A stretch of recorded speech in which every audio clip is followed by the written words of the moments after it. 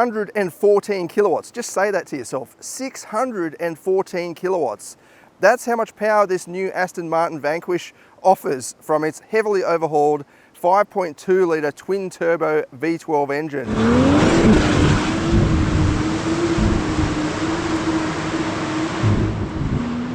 For me, the inline six is my favourite style of engine. It's just got a good balance between economy, but also high revving and plenty of torque and power, especially if they're turbocharged. A V12 is like having two inline sixes. It's a dream engine really, and it kind of sounds like two inline sixes. It's absolutely awesome. We'll go for a drive in a minute and get out of this wind. It's extremely windy today. Hopefully you can hear my voice over the rustling trees. The new Vanquish isn't really based on the DB12 or the Vantage, although it does share some components. It gets a completely different design as well. The front end is kind of like the DB12 and I guess the Vantage, but at the back it's got that iconic sort of chopped off theme. And this example has got the optional carbon fiber trim piece running through the middle there. Very intricate tail lights, and then even the exhaust outlets, they're not fully connected up, but they are very intricate as well. Big chunky diffuser down below. As standard, you get 410mm carbon ceramic disc brakes on the front, massive calipers. Look at the size of that thing, with 275 Pirelli P0s on the front and then 325s on the back. I don't want to sit here and talk about the design too much because I'm sure you'll agree it is absolutely stunning. It looks like, you know, the next James Bond vehicle or Batman's personal runabout. The attention to detail is incredible though. Like, look at the little gold strip along the skirting. And then on the bonnet, or within the bonnet, you've got carbon fiber heat extraction vents. Inside, it's very similar to the Vantage and the DB12.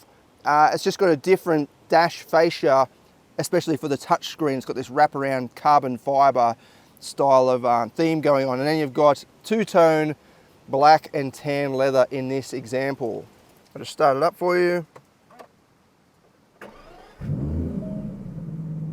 I love the sound of V12 starting. They've got that old Formula One sound to it. It's really cool. The touchscreen is Aston Martin's own running software. You've got main menu buttons down the side and some physical buttons along here as well. And then, yeah, all of your physical controls for drive modes, exhaust and all that sort of stuff. Very cool temperature control, switches and volume. Got this stainless steel barrel. And then, yeah, another bit more metal for the gear shifter as well. I love what Aston Martin has done with the driver assist technologies. So you just go to the car symbol and then assistance, no assistance.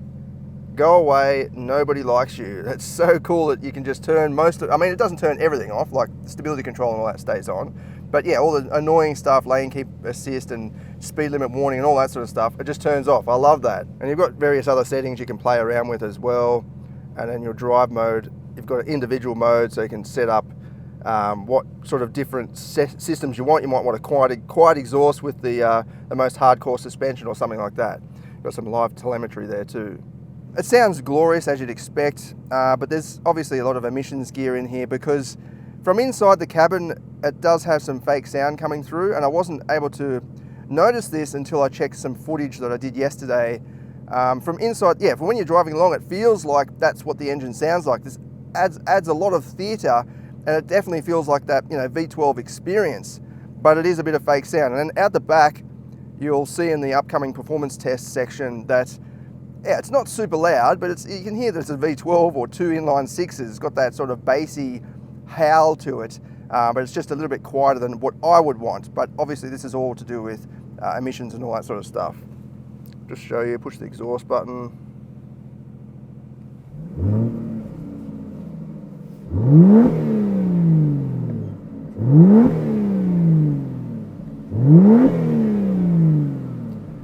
It does have a sort of soft limiter, unfortunately, so in the upcoming section with the exhaust sounds, I'm not able to rev it right out. I tried everything, tried turning, sometimes when you turn the stability control completely off, put it into race mode, it sort of unlocks that soft limiter, but in this, yeah, I tried neutral as well, and it just kept,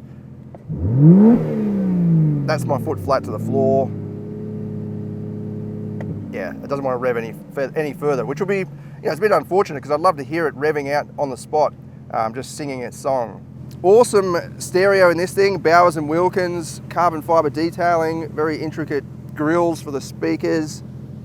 Yeah, if you've got the money, then this is one of the ultimate Grand Tourers currently on the market. It's also one of the most powerful rear-wheel drive vehicles on sale today. Rear-wheel drive, 614 kilowatts, 1,000 Newton meters as well.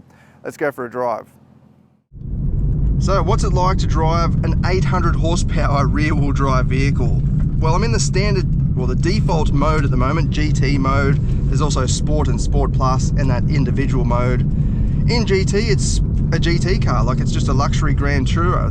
You don't have 800 horsepower all the time. It's only when you push your foot all the way down. So driving normally, it's just comfortable, it's cruisy, it's nice and quiet. Yeah, it's a luxury Grand Tourer for sure. We'll dial over to the sport mode, and that will activate the exhaust flaps, so we've got a bit more noise coming from the tailpipe, got a bit of rumbling and so on. You can probably hear that's changed the tone already. This has got adaptive Bilstein DTX dampers. They're probably some of the best dampers I've ever experienced for aside from, you know, air suspension or something like that.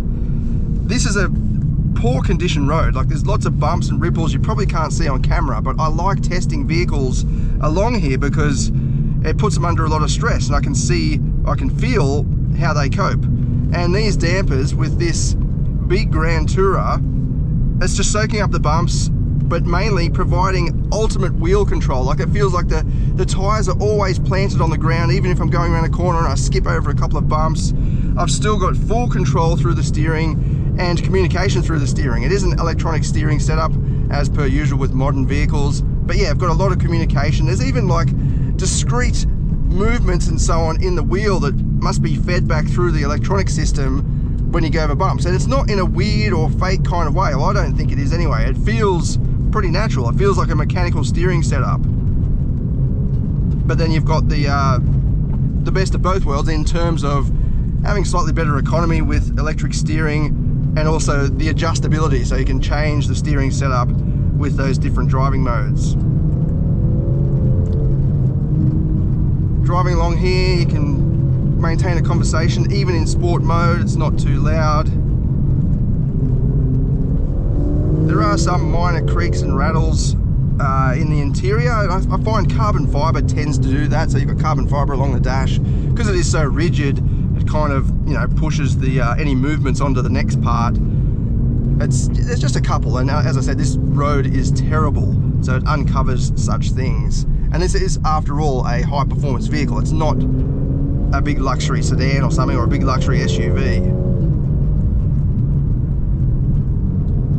The automatic mode for the transmission, it's a 8-speed ZF gearbox. This is a widely used gearbox.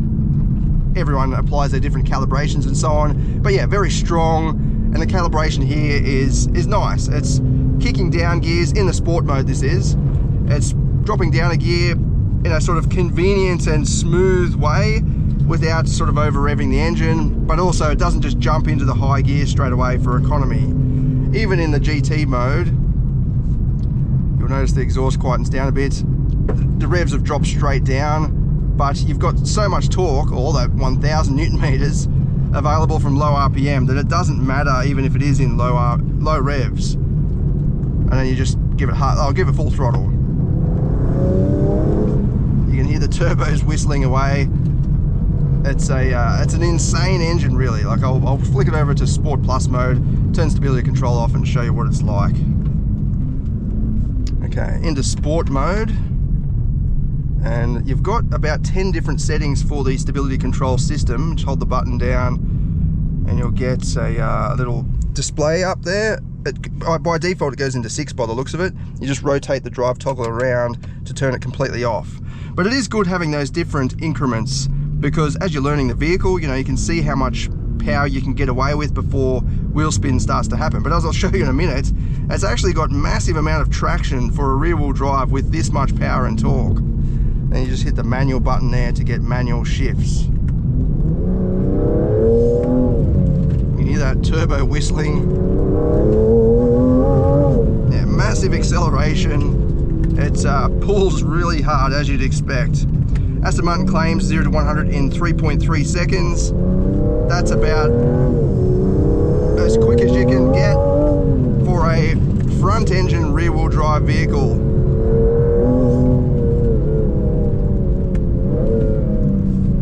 I love the smoothness of it all, even though it is in the raciest mode. It's all very gradual and not linear, but just there's no sudden snapping of anything. It's just the more you push the pedal, the more power you'll get.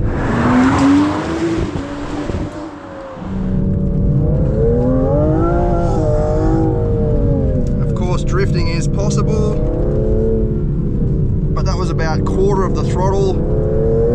It'd be great to get on a track or something and just, yeah, really let the tail hang out and just smoke those rear tyres. So through here it's quite bumpy. I'm in the Sport Plus setting and it's soaking up the bumps really well. As I said, it's got a sporty feel, but it's still managing to absorb the bumps and keep the wheels planted on the ground.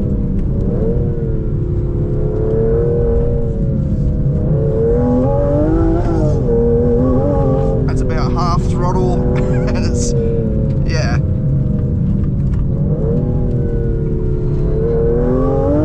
full throttle, bounce off the rev limiter. So that was full throttle. It didn't just start spinning away straight away. It's got awesome traction, especially for this level of power. A little bit of wheel spin there. You can hear the turbo sneezing and whistling. Front end bite as well, actually.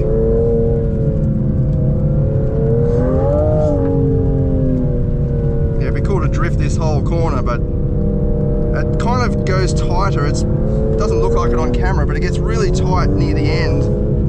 It's a very awkward corner, but it's great because it's, again, I can feel what the vehicle is doing and feel if it's getting uncomfortable.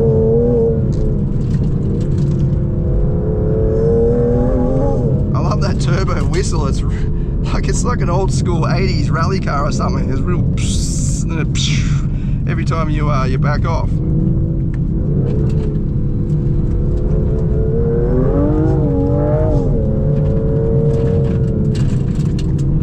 So you can steer the vehicle with the throttle, you know, a fair bit, as you'd imagine, but it's not as snappy as you might think. Like when I first drove it, I thought, oh, this is going to spin all over the place, but it really doesn't.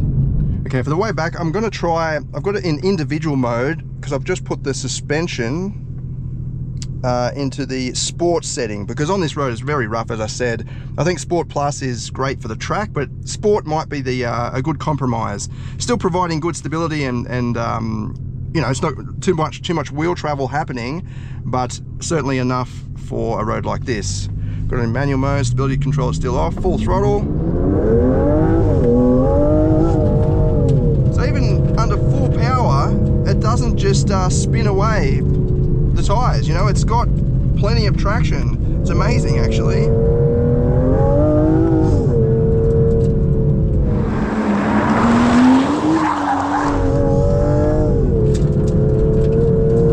Yeah, I think this suspension setup is a little bit better. It's just giving me a little bit more, well, it's, yeah, slowing down the bumps more gradually rather than in a sort of sharp manner. Still very sporty though, as you'd expect.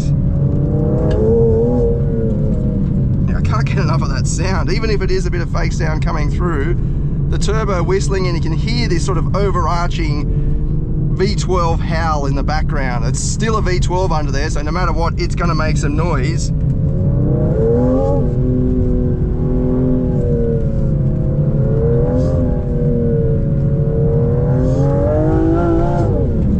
It's got an electronic differential, this one, and it's hooking up beautifully. Like just then I was trying to sort of get it into an uncomfortable position, but it doesn't allow it. Like it doesn't care. I mean, it will sort it out for you, and it doesn't just snap like a locking differential. It will sort out the power for best acceleration out of the corner.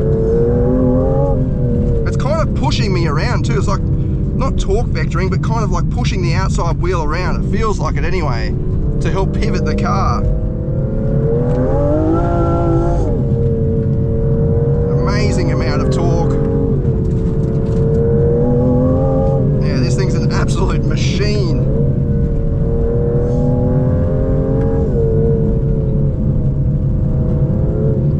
I think the coolest thing about this is that it is just in a Grand Touring coupe. Like, it's not a, you know, really low slung supercar. It's just a, well, not conventional, but, you know, almost conventional coupe.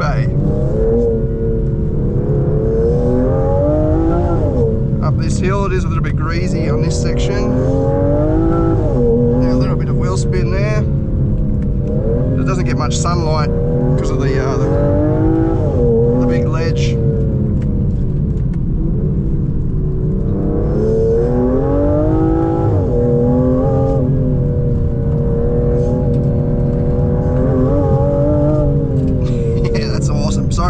Not talking much because I'm just not necessarily overwhelmed, but just immersed in this thing. It's such a beast of a car. As I said, like, anybody could drive this and drive it reasonably quick. It's not snappy, it's not unforgiving. It's actually quite intuitive, but still kind of playful if you want it to be.